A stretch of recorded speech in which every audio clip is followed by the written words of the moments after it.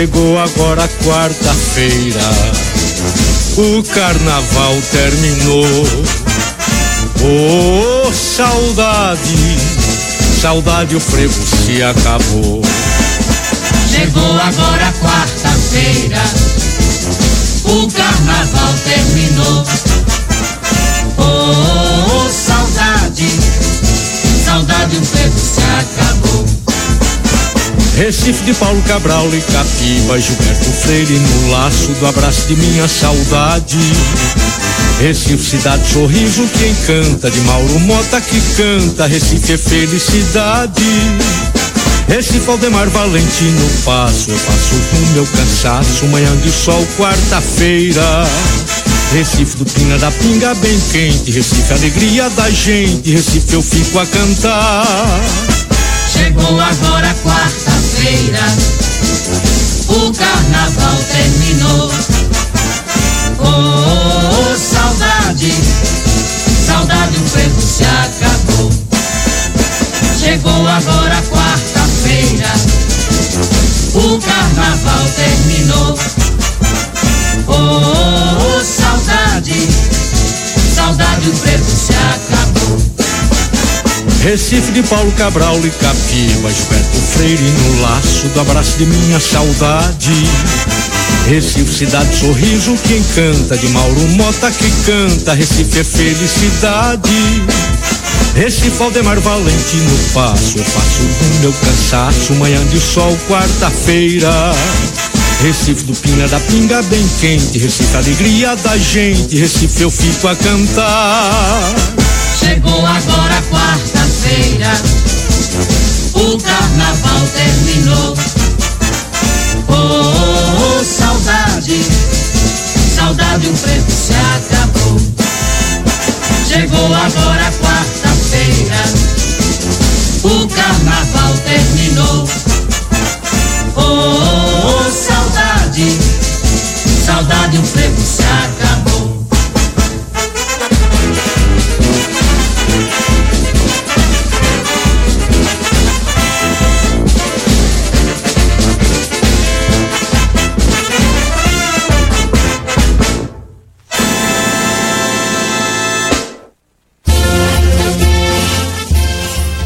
Chegamos ao final da audição de hoje do programa Frevo, Patrimônio Cultural da Humanidade, levado ao ar de segunda a sexta neste horário. Técnica de som e computadores, Marcos Antônio. Esteve com os senhores Hugo Martins.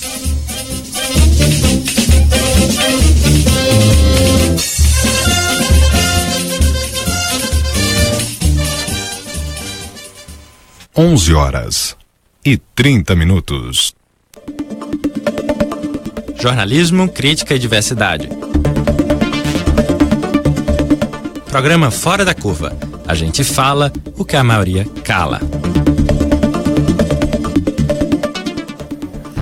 Bom dia, ouvinte da Rádio Universitária. Eu sou Maria Eduarda Rocha, jornalista e professora de Sociologia da UFPE. São 11h30 e está começando agora mais uma edição do Fora da Curva. Nosso programa está sendo transmitido ao vivo pelo Facebook, nas páginas 99 Universitária, Marco Zero Conteúdo e, claro, na nossa página, Programa Fora da Curva. Você pode participar pelas redes sociais. E depois de 3 programas dedicados à luta das mulheres, a gente discute hoje um tema que atinge a todas nós, mas também aos trabalhadores em geral, o trabalho terceirizado. Em articulação com o governo Michel Temer, o presidente da Câmara dos Deputados, Rodrigo Maia, desengavetou um projeto de lei de quase 20 anos atrás que permite uma terceirização do trabalho muito ampla e sem regulação. O projeto foi apresentado ainda no governo Fernando Henrique Cardoso, em 1998, e foi votado no Senado em 2002. Se for aprovado na Câmara dos Deputados, já pode virar lei, não volta para o Senado. E a votação dessa lei da terceirização está na pauta de hoje da Câmara Federal. É muito estranha essa atitude de desengavetar de modo apressado e pouco transparente um projeto fantasma que mexe tanto com a vida dos trabalhadores. Por isso, a gente precisa desconfiar e perguntar: o que o trabalhador perde com essa lei da terceirização? Para entender o chamado PL 4032/98, estamos aqui no estúdio com Fabiano Moura, diretor da Central Única dos Trabalhadores em Pernambuco. Bom dia, Fabiano. Bom dia, Eduarda. Bom dia, professora Juliana e os ouvintes aqui da TV Universitária. A gente agradece aí a oportunidade. Nós é que agradecemos. Também aqui com a gente está Juliana Teixeira, professora de Direito do Trabalho na UFPE. Bom dia, Juliana. Bom dia, Eduarda. Bom dia, Fabiana, e a todos os ouvintes. Juliana, você pode explicar o que é o trabalho terceirizado e o que a lei brasileira permite como trabalho terceirizado? O trabalho terceirizado é aquele que foi desenvolvido para haver uma certa maximização do lucro do empregador. E ele consiste em quê? Em a empresa poder contratar um empregado que não seja da área específica, como chama, atividade fim da empresa, e ao contratar por meio de uma outra pessoa, uma outra empresa, que é chamada de empresa fornecedora de mão de obra. E a empresa que vai contratar é a empresa tomadora da mão de obra ou tomadora de serviço. O empregado, ele vai ser empregado da empresa que está fornecendo a mão de obra. E ele vai prestar o serviço à empresa que está tomando a mão de obra, mas sob ordens daquela que assinou a sua carteira de trabalho. Então, por exemplo, um banco, que a atividade fim é o serviço financeiro, pode contratar como terceirizado pessoas que vão prestar um serviço de copa, ou serviço de segurança. É isso? Exatamente. O trabalho terceirizado, ele é isso. E ele foi criado inicialmente justamente para evitar um banco que tivesse um serviço, talvez um serviço de contabilidade interna. E aí você poderia contratar uma empresa de contabilidade interna para fazer uma auditoria, por exemplo. Mas com o passar dos anos, isso foi sendo ampliado, justamente porque se observou a possibilidade, aí eu acho que o Fabiano pode falar sobre isso, a possibilidade de você reenquadrar sindicalmente esses trabalhadores. Ou seja, os trabalhadores ficam desprovidos de proteção, ficam sem direitos trabalhistas porque a empresa que contrata outra empresa não se vê obrigada a respeitar os direitos do trabalho. Isso, e além disso, as obrigações sindicais são diferentes. Nesse exemplo que você deu, um banco que contrata uma pessoa de limpeza via empresa terceirizada, o salário dessa pessoa e os direitos dessa pessoa que vai fazer a limpeza do banco vai ser de uma empresa terceirizada de fornecimento de mão de obra, e a média no salário mínimo, enquanto que o salário do bancário é bem superior ao salário mínimo. Quer dizer que se ela fosse contratada como bancária, ela teria um salário maior, ela teria muito mais direitos trabalhistas. Muito mais direitos. Então, dito isso, a terceirização é uma forma de precarização do trabalho. É uma forma de precarizar, inclusive em relação à quantidade de horas trabalhadas. E a lei brasileira hoje permite o quê?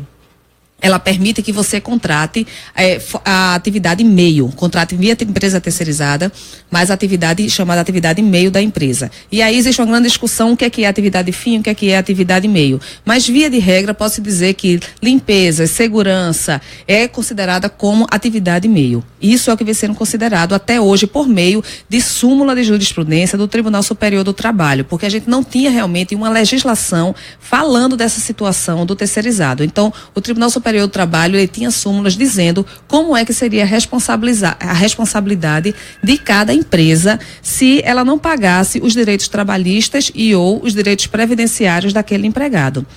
Fabiano, o que é que muda com essa lei? E por que as centrais sindicais são contra? Essa lei que, vale lembrar o ouvinte, essa lei está correndo o risco de ser votada hoje. Isso, o que é que acontece? Primeiro ponto que a gente pode frisar é que isso vai fragilizar de forma absurda, assustadora, as relações de trabalho entre empregado e empregador. A terceirização, ela pulveriza demais. Imagine você que tem uma empresa de terceirização que tem vários funcionários, que ela presta serviço a vários ramos de atividade diferente. Como é que você vai organizar aqueles trabalhadores naquele ramo de atividade? Isso. Não tem como. Outra questão também... Então ela, só para deixar bem claro, ela vai minando, erodindo, esgaçando a solidariedade entre os trabalhadores para lutarem por seus direitos. Isso. É aquela velha questão de tudo que você separa fica mais frágil. E você vai pulverizar, você vai separar os trabalhadores, então vai ter uma dificuldade enorme da organização sindical como a gente tem hoje. Não é à toa que os empregadores, eles têm via de regra um único sindicato representando várias categorias, né? E os empregados, ela é fracionada. E a nossa Constituição Federal permite isso desde 88. Isso vai na contramão do que, por exemplo, a CUT defende. O que é que a CUT defende? Defende que os trabalhadores se organizem por ramo de atividade, porque você vai unir os trabalhadores, vai fortalecer a luta. Desse jeito você está fracionando. Para você ter uma ideia, 20% dos trabalhadores terceirizados, isso é pesquisa, recebe menos do que os trabalhadores, em média, menos do que os trabalhadores que são contratados. 80% dos trabalhadores hoje que são terceirizados adoecem muito mais do que os trabalhadores que têm registro. Então, você está legalizando uma coisa que é penosa, que é prejudicial para a classe trabalhadora. E aí ele pode perguntar, por que adoece mais trabalhador terceirizado? Porque o empregado terceirizado, ele é empregado daquela empresa terceirizada que vai prestar serviço em várias outras empresas. Então, o direito de férias dele começa a ficar comprometido. O tempo de intervalo, vai ser um intervalo numa empresa, vai ser um horário, vai ser de meio-dia, por exemplo, no outro vai ser de 1h, no outro vai ser de 1h30, de 2. E isso, o corpo humano, ele vai sobrecarregando. O direito de férias também. Por quê? Porque a gente sabe que na empresa terceirizada, o tempo de contratação, ele é curto. E aí, já a mesma pesquisa, ela mostra a média é de menos de 1 ano. Então, você pega o sujeito, passa 8 meses, 9 meses aqui, aí depois mais 6 meses na outra, 6 meses em outra. Aí já foram 2 anos sem férias. Sem falar que nisso vai, além do desgaste físico, eu imagino, também um desgaste emocional muito grande, porque o trabalhador se sente sempre em condição de insegurança. Ele não sabe se no dia de amanhã ele vai continuar prestando o serviço. Eu imagino que entre os terceirizados, a rotatividade da mão de obra deve ser bem maior, não, Fabiano? Ela é enorme. A rotatividade, ela é, assim, como ela colocou, esse dado fica em torno de 1 ano, né, em média de 1 ano, enquanto o trabalhador que ele é contratado direto, ele fica quase 6 anos, a média geral, né? Ele fica dentro da empresa. E outra questão que os ouvintes precisam, assim, ter muita atenção é o que estão dizendo em relação à terceirização, porque não é verdade que isso aí é para melhorar. Que eles estão colocando o seguinte: nós vamos regulamentar uma coisa que já existe. A terceirização já existe, mas ela existe com algumas regras. Então, o que eles estão querendo é desregulamentar, tirar essas regras. O que é que acontece? Eu tenho em torno de 26% de trabalhadores no Brasil que são terceirizados. O restante, quase 80% dos trabalhadores são dentro de um regime de contratação direta. O que é que eu vou fazer? Eu vou desregulamentar e vou prejudicar os trabalhadores que hoje são contratados diretamente. Isso. Nós não somos contra os trabalhadores terceirizados. Nós queremos que os trabalhadores terceirizados tenham os mesmos direitos dos trabalhadores seletistas. E eles estão fazendo justamente o contrário, eles estão tirando o direito para justificar isso. E o argumento é interessante, que é até falacioso isso, o argumento que está na justificativa do projeto de lei, não esse que vai ser votado, né, o outro que seria um pouco melhor, menos ruim, é de que os trabalhadores terceirizados não têm direito, portanto, vamos dar o direito a ele, permitindo que todos sejam terceirizados. Isso. É uma mentira descarada. Nossa, né? Você está nivelando por baixo, né? Está nivelando por baixo e está afrontando a lógica. É um pouco a mesma coisa que acontece com a Previdência, né? Assim, se na verdade no serviço público as pessoas têm direitos previdenciários maiores, então agora vamos atacar isso como sendo um privilégio e vamos fazer todo mundo colocar todo mundo no mesmo balaio de quem não tem direitos. E né? esse aspecto da terceirização vai ter até um forte impacto na Previdência, né, com Fabiano? Certeza, porque vai certeza. baixar o salário, consequentemente a arrecadação da Previdência também e a aposentadoria do sujeito no futuro. Pois é, então, e o argumento que eles usam? Eles têm batido muito na tecla de que a terceirização, eles sempre colocam um nome bonito para precarização, né? O trabalho é precário, mas eles dizem terceirizado, eles dizem flexibilizado, né? Falam também de flexibilização das relações de trabalho. Isso. Quem é contra o flexível? Quem é a favor do rígido, né? Em tese ninguém seria. Mas a nossa legislação já prevê, inclusive, a flexibilização. Pois é, mas na verdade é um eufemismo, é uma forma suave de dizer o trabalhador vai perder direitos. Mas na verdade no discurso dos empregadores, o que aparece é que no Brasil, na verdade eles tentam responsabilizar os direitos trabalhistas pela taxa de desemprego. Eles vão dizer que o brasileiro não tem trabalho porque os empregadores estão indo implantar indústrias, empresas em outros países com menos direitos trabalhistas. Então, os direitos trabalhistas aqui são os responsáveis, na visão deles, pelo desemprego. Eles dizem que essa lei é fundamental para a retomada do emprego. Deixa eu só colocar outra questão que o ouvinte também precisa estar bastante atento a isso, que é o seguinte: a regra, do ponto de vista da CLT, ela não vai mudar. A empresa terceirizada, ela vai contratar o trabalhador dentro das regras da CLT. Então, logo, a empresa, aquela empresa que foi contratada, ela vai pagar os impostos, ela vai ter que pagar. Então, Não é verdade. Os impostos vão continuar sendo cobrados. E precisam ser, na nossa opinião, precisa ser. Que é a parte que os empresários precisam contribuir. Isso, eles que é a distribuição de renda. A distribuição de renda se dá através da taxação. O que vai dificultar muito a vida nossa é o que Juliana falou. Que você vai diminuir. O que é que acontece? Você vai diminuir a base de cálculo. Isso. Você vai contratar uma empresa, você vai oferecer aquele serviço à empresa que oferecer menos custo para a empresa que contratou. Essa barganha financeira, que digamos assim, ela vai ser paga nas costas do trabalhador, que vão receber o mínimo possível para que a terceira empresa ela tenha lucro. Exato. Porque tudo está baseado em cima do rentismo. Então, esse fato de que não, porque se paga muito imposto no Brasil, por isso não contrata, isso é uma grande mentira. Não se contrata porque não se tem investimento na produção. Os investimentos hoje estão sendo lotados para pagamento de juros, para investimento no rentismo. Então, não é verdade. E aí, para o ouvinte entender também, um outro argumento que tem em relação à produção de emprego é que, historicamente, o dinheiro o excedente sempre foi aplicado na produção. Então, como era aplicado na produção, eu contratava mais gente. Eu abria uma loja, uma pequena fábrica de alguma coisa e contratava um empregado. Só que isso foi mudando. Hoje, como o Fabiano estava falando, existe o rentismo, ou o que a gente chama do capitalismo financiarizado. Se eu tenho um excedente hoje, sobrou um dinheiro, eu aplico na Bolsa de Valores, eu boto na poupança, eu boto no CDB, no RDB, e aquele dinheiro vai se fazer um rendimento nele próprio. Então, o dinheiro saiu do mercado. Ele está no banco. E, necessariamente, os empregos também. Para que eu vou contratar? Para que eu vou ter lucro com a produção se o dinheiro pode se multiplicar sozinho? Justamente.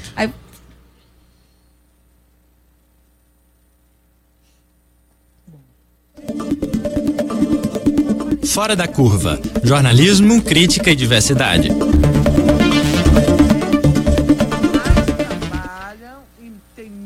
Bom, tem outro aspecto da lei que eu gostaria também que a gente tratasse. Bom, que é, na verdade, essa questão do perdão das dívidas e de multas, né? Das empresas com os trabalhadores, né? Como é que vocês enxergam esse fato? Juliana?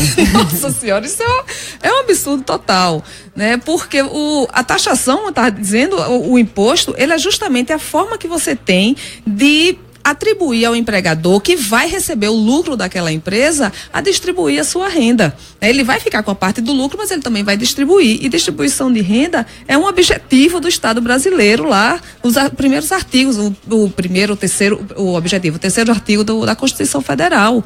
Então, para você ter um Estado igualitário, você tem que distribuir renda. Teve um livro do Thomas Piketty, de 2015, que rodou o mundo, que ele fez um levantamento na França, da distribuição de renda no século XX. Então, é basicamente isso. O imposto serve para distribuir renda. Aí você vem com o argumento de que não tem emprego, mas vai desonerar como é a expressão que você usou? Perdoar as dívidas do empresário. Então, esse dinheiro desse imposto, ele iria para a Seguridade Social. Sim. Né? A Constituição Federal, artigo 195, ele fala lá a fonte de financiamento. É o PIS, é o COFINS, que é justamente o COFINS é a distribuição a taxação sobre o lucro, CSLL. Então, se você vai perdoar essa dívida, vai ter menos dinheiro na Seguridade. E a Seguridade serve não só para a Previdência, mas para a saúde, o SUS, que também estão querendo privatizar, né? Inclusive as UPAs vão ser privatizadas, e a assistência social. Vai sobrar o quê? Então, para mim, assim, está muito claro que todo o poder executivo, todos os ministérios, eles estão realmente a serviço do poder econômico. Sim, parece mesmo que esse governo e o Congresso Nacional tem conseguido se colocar numa posição de defender estritamente os interesses dos mais ricos nessa sociedade. Isso, os interesses do capital. De pauta, o interesse do capital, a inversão de pauta completa. Para você ter uma ideia agora, na reforma da Previdência, o que estão colocando da questão do déficit da Previdência. Nós temos aí algumas empresas, um montante de empresas que devem à Seguridade Social 426 bilhões de reais. Então, essa dívida, isso aí não é cobrado. Aí faz a reforma da Previdência beneficiando justamente aqueles que são os grandes devedores. Outra questão que Fabiana, olha, o município de São Paulo Campinas, Rio de Janeiro estão entre esses 500 devedores. A lista que foi publicada pelo Ministério Público. A Caixa Econômica, Caixa Econômica Federal, a antiga Transbrasil, VASP, o Bradesco. O Bradesco mudou de razão social e deixou o déficit que ele tinha lá. Isso. E outra questão atrás. Que esse déficit que está sendo colocado, que não é verdade, por exemplo, o que a CUT defende? Tem que taxar as grandes fortunas. Porque hoje o trabalhador, ele paga o mesmo que um grande empresário. Isso. Porque, por exemplo, a Previdência Social, ela tem vários tipos de financiamento. O CONFINS, ela tem o que o trabalhador paga, o que o empresário paga. Ela tem uma gana de arrecadação. Só que isso não está sendo discutido com a sociedade. É a mesma coisa da reforma trabalhista. E é como a professora Denise Gentil, que vocês que viria para o sindicato, o bancário, que ela defendeu que ainda com todas essas, ela fez uma pesquisa empírica, com todas essas desonerações dos impostos que iriam para a Seguridade, ainda assim a Seguridade é superavitária. E outra coisa, numericamente falando. E eles tiram recurso da Seguridade para pagamento, inclusive, da dívida, através da DRU. Sim, nós aqui no Fora da Curva vamos ficar discutindo insistentemente a reforma da Previdência, porque ela é talvez o golpe mais duro contra os direitos dos trabalhadores. Mas a gente pode dizer que essa lei de terceirização, que provavelmente será votada ainda hoje, ela é o primeiro passo nessa reforma trabalhista que vai esvaziar os direitos dos trabalhadores. A gente vai ouvir agora o advogado Ariston Flávio Costa, doutorando em Direito pela UFPE e integrante da Frente Juristas pela Democracia. Ele considera que essa lei da terceirização é um duro golpe contra os trabalhadores. Estamos diante de um governo que não possui nenhuma legitimidade, né, para impor uma agenda com temas tão caros para a nossa sociedade, em especial para os nossos trabalhadores. O projeto de terceirização, como ele é posto ao Congresso Nacional, ele tem apenas um único beneficiário, único e exclusivo beneficiário, que são os empregadores. Menos encargos, mais lucros. Que possamos se insurgir contra essa pauta que configura uma verdadeira precarização das relações de trabalho, das relações de emprego desse Brasil. Bom, eu acho que tem um aspecto que na fala de Ariston que é muito interessante, que é na verdade, convocar os trabalhadores para reagirem coletivamente contra esse ataque a seus direitos. Eu gostaria de enfatizar só um aspecto, é que me parece que no núcleo dessa lei da terceirização está a extensão da atividade da terceirização à atividade fim, ou seja, uma empresa poderá ter 100% dos seus trabalhadores terceirizados. É isso. E como vocês veem a possibilidade de reação coletiva a esse ataque? Veja só tem um jeito de se barrar isso que está sendo colocado, é a sociedade se envolver. São os trabalhadores se envolver nesse debate, atender o chamado dos sindicatos, atender o chamado das centrais, que nesses pontos aí mais polêmicos elas conseguem se unir para fazer enfrentamento a isso, porque se não for na rua, se não for na pressão dos parlamentares que vão ser eleitos pelos trabalhadores que estão sendo penalizados pela votação, nós não temos outra saída. O ouvinte precisa entender que as modificações ou barrar as modificações só podem ser feitas por meio dos movimentos sociais. Caramba, foi isso com a Lei Áurea, com a Lei do Divórcio, com o direito do voto livre. Isso só aconteceu com as diretas já, o maior exemplo que a gente tem, com o movimento social. Juliana, outra coisa também, a pressa que o Congresso, a pressa que esse governo ele está tendo com essas reformas é justamente para isso, para que não se tenha tempo de fazer o debate com a sociedade. Porque se de um lado nós fazemos o debate, do outro tem uma grande mídia que ela vende outra visão que engana a população. Então, é preciso ter muito enfrentamento e muita discussão para que a população entenda que isso vai ser uma coisa horrível. E eu queria chamar para o ouvinte e a população entender também que existe uma grande diferença em relação ao projeto de lei que estava no Senado para ser votado, o projeto de lei da terceirização, e esse que vai para a pauta hoje, que é esse tal de 2002, que foi aprovado pelo Senado há décadas atrás, no governo de Fernando Henrique. O que foi que aconteceu? O projeto de terceirização que foi debatido durante uns mais de 5 anos e que sofreu alterações, estava no Senado com Paulo Paim, e ele não estava querendo ainda fazer algumas alterações. Então, como massa de manobra e de chantagem, eles resgataram esse projeto de 2002, que é extremamente maléfico. Por quê? Porque ele sequer prevê a possibilidade de responsabilização da pessoa que contratou o serviço. É que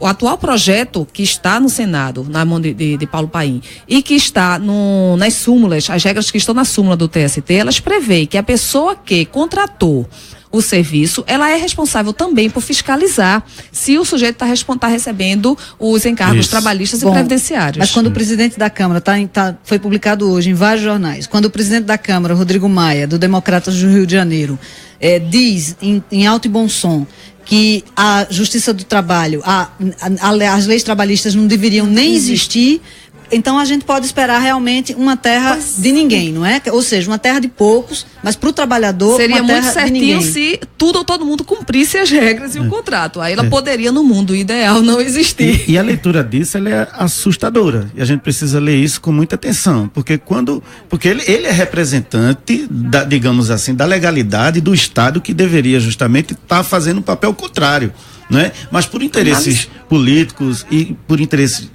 principalmente voltado aos empresários, ele faz uma posição dessa. O que é que ele diz? Que o trabalhador, ele não precisa, não merece, não deve ter nenhum tipo de garantia. Mas a gente precisa ficar atento que o Rodrigo Maia, ele está presidindo uma casa de outros 500 deputados federais. Então a população tem que se insurgir contra os deputados federais de Pernambuco. No nosso caso, fica lá acionando os nossos deputados federais para serem contrários a isso. Uma coisa que fica muito evidente é a importância do legislativo, né? A gente tem que lembrar bem direitinho quem a gente vota para deputado, para senador, para vereador. Mas a gente tem aqui umas perguntas de ouvintes que eu acho muito interessantes. Bruno Pessoa pergunta, por exemplo, qual setor da economia seria o mais atingido com a liberação da terceirização para as atividades fins? Eu poderia dizer que todos os setores, eles serão atingidos diretamente. Porque o setor privado, por exemplo, você pega um banco que hoje não tem atividade fins sendo terceirizada, tem apenas atividade meio. Bancário hoje ele tem uma convenção, um contrato coletivo de trabalho nacional que lhe garante uma série de coisas, de avanços conquistados ao longo de muitos anos. O que é que o banco vai fazer? Ele vai simplesmente trocar esse funcionário por um funcionário terceirizado, porque ele vai baixar aquele custo, vai aumentar o lucro dele e não vai repassar isso para a produção, vai botar isso tudo no rentismo. Então, para mim, o setor, um dos que mais sofrerão é o setor privado, mas o setor público também vai sofrer muito, porque o setor público tem várias portas de entradas que são colocadas hoje, que já existe uma terceirização muito forte dentro do setor público. Eu acrescentaria uma coisa, por causa do nosso tempo, o setor serviço, com certeza vai ser o mais atingido a isso, porque na indústria você tem a mecanização e a tecnologia hoje reinando. Isso. No setor comércio, a grande massa hoje, isso é uma pesquisa ontem, o comércio é feito via internet também. Então, a pessoa que vai postar aquele produto no correio para você receber pela internet, ele já é de um sindicato de serviço. Então, o setor serviço, ele vai ser, eu acho, o mais terceirizado. Em relação ao público e privado, que o Fabiano estava falando, a gente tem que ficar atento numa outra questão, que é a questão da segurança nacional, ou segurança pessoal pública nossa. O serviço de Receita Federal, não, desculpe, da parte de passaportes do aeroporto. Sim. Ele já é terceirizado, já é autorizado que seja feito por empresa terceirizada. É a leitura dos passaportes. Então, aquele funcionário que é terceirizado, ele tem acesso ao meu passaporte com todas as minhas informações. O que antes era feito por um policial federal concursado, que tinha toda uma responsabilidade em guardar informações. Existia isso. Aí passa pelo sigilo bancário, por exemplo. E o sigilo bancário também. A pessoa que telefona para você, quando o cliente telefona para pedir um extrato de banco, ou fazer um investimento ou pagar uma conta por telefone, quem está atendendo do outro lado é um funcionário terceirizado que não tem qualquer responsabilidade com as informações. Ele vai ter acesso até a sua senha, ao seu saldo, quanto você tem na sua conta. Fabiano, está prevista alguma mobilização hoje? pelo país? Nós fizemos ontem, né, uma grande mobilização em relação à questão da Previdência. Hoje nós estamos fazendo debate. Nós acabamos de fazer uma mobilização ontem. Hoje já tem a votação, porque a estratégia deles é essa, né? Sim. Então nós vamos, a estratégia hoje é estar debatendo com os sindicatos, estar debatendo com a população para tentar barrar isso. Porque eles estão colocando tudo de vez, justamente para dificultar essa margem de mobilização, de articulação que a gente tem. Lembrando que o Congresso Federal, boa parte, a esmagadora maioria dos deputados são financiados por empresários. Então não espanta. Aqui tem uma pergunta de Júnior Bonfim, que eu posso até me antecipar, Júnior, a sua pergunta, porque ele pergunta por que razão o presidente da Câmara, do Rodrigo Maia, pretende favorecer as empresas através da terceirização. A razão é muito clara. Se a gente não atacar diretamente o problema do financiamento das campanhas... Financiamento privado de campanha. Exatamente. É por isso que às vezes a população não entende que às vezes financiamento público de campanha vai sair mais barato para a gente, porque na verdade, quando os empresários compram deputados através do financiamento de campanhas, é isso que acontece, é esse Congresso completamente a serviço da minoria que a gente tá vendo por aí. Você entender que a Odebrecht não deu bilhões de reais, milhões para financiar a campanha a troco de nada, somente porque ela é boazinha. Isso. Ela vai cobrar a conta depois que o sujeito foi eleito. Com certeza. Com certeza. Bom, o ouvinte Maurício Santos também ligou, pedindo que o programa tenha mais tempo para discutir temas como esse. Seria ótimo. Falando inclusive das cooperativas. A sugestão está anotada, ótimo. Maurício. A gente vai agora, queria pedir a vocês um encaminhamento final, o que é que vocês podem dizer para concluir? Olha, a Faculdade de Direito do Recife, o programa de pós-graduação em Direito está aberto para debater qualquer coisa, qualquer pergunta, pode mandar para o Facebook. Juliana Teixeira Esteves é o meu, sou coordenadora lá da pós. A Academia Pernambucana de Direito do Trabalho, com a sua presidente, também a gente está aberto, estamos discutindo muito, debatendo e fazendo o que podemos fazer lá em Brasília com as pessoas conhecidas para que a gente possa barrar isso. Então estamos à disposição para qualquer coisa. Ok, a CUT, pedir aos trabalhadores, orientar os trabalhadores que dialogam com seus sindicatos, que façam esse debate, para que entendam a maldade desse projeto e vá para a rua, vá fazer esse debate, porque nós temos hoje 12 milhões de trabalhadores que são terceirizados, precarizados. Com essa regulamentação, nós vamos ter mais de 54 milhões de trabalhadores que vão estar dentro desse mesmo processo. Então, todo mundo vai ser atingido. E só um recado e um alerta. Não tem essa de que eu não serei atingido. Todos vão ser atingidos. Esqueça. Diretamente e indiretamente. Inclusive na economia. Isso é o início da reforma trabalhista. Vai baixar o salário de todo mundo. Só para lembrar que na próxima segunda-feira, o Fora da Curva vai discutir especificamente a reforma trabalhista. Ok. Bom, obrigada a vocês, né? Nós vamos ficando por aqui. O programa de hoje e todos os outros do Fora da Curva estão disponíveis em nossa página facebook.com/programa Fora da Curva e também na página facebook.com/99 Universitária. O Fora da Curva de hoje teve a produção de Ivana Fechini e Lula Pinto, que também ficou nas redes sociais. Trabalhos técnicos de Felipe Peixoto e Marco Antônio. Fora da Curva é uma realização do Departamento de Comunicação Social da UFPE, com apoio do Departamento de Sociologia e do Núcleo de Rádio e TV Universitárias. A parceria com a Marco Zero Conteúdo, Centro de Cultura Luiz Freire, Centro das Mulheres do Cabo, Centro Sabiá, Coletivo Terral e Mirim Brasil. Esta foi a edição do dia 9 de março de 2017. Amanhã você fica com a apresentação de Bruno Nogueira discutindo por que a luta social é tratada como caso de polícia. Muito obrigada. Obrigada.